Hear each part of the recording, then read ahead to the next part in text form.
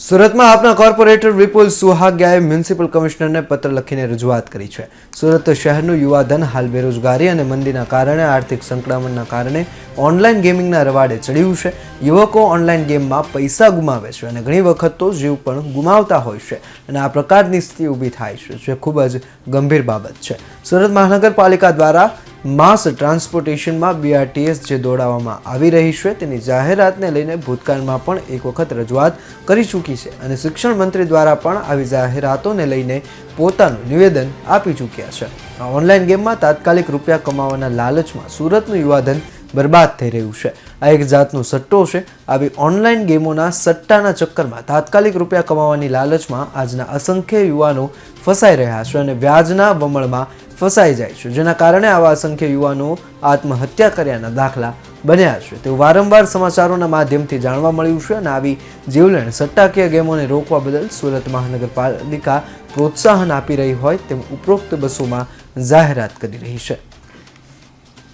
મિત્રો, આજે સુરત શહેરમાં આજનું યુવાધન ઓનલાઈન ગેમિંગના રવાડે ચડેલું છે। ખૂબ બધા યુવાનો આ ગેમના કારણે આત્મહત્યા કર્યાના દાખલાઓ બન્યા છે। આજનું યુવાધન આ ઓનલાઈન ગેમિંગના જે સટ્ટા છે એના કારણે લેણામાં અને વ્યાજના ચક્કરમાં ફસાઈ જાય છે અને જેના કારણે છેલ્લે આત્મહત્યા કરવાનો વારો આવે છે અને આપણું મહામૂલ્ય યુવાધન છે એ આપણે ગુમાવવાનો વારો આવે છે। આને પ્રોત્સાહન આપતી જાહેરાતો આ જે સુરત મહાનગરપાલિકા છે એની સિટી બસો, ઇલેક્ટ્રિક બસો અને BRTS બસોમાં કરવામાં આવી રહી છે।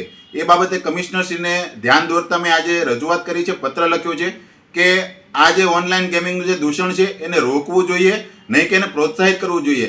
એટલે આ જે બસો છે એમાં જે જાહેરાતો કરીને આ યુવાઓને પ્રોત્સાહન આપવાને બદલે આવી જાહેરાતો બંધ કરવી જોઈએ ને એને રોકવું જોઈએ। આજે સિટી બસોમાં હજારો લાખો વિદ્યાર્થીઓ રોજે પ્રવાસ કરતા હોય છે અને એમનું ધ્યાન ત્યાં તરફ આકર્ષાતું હોય છે।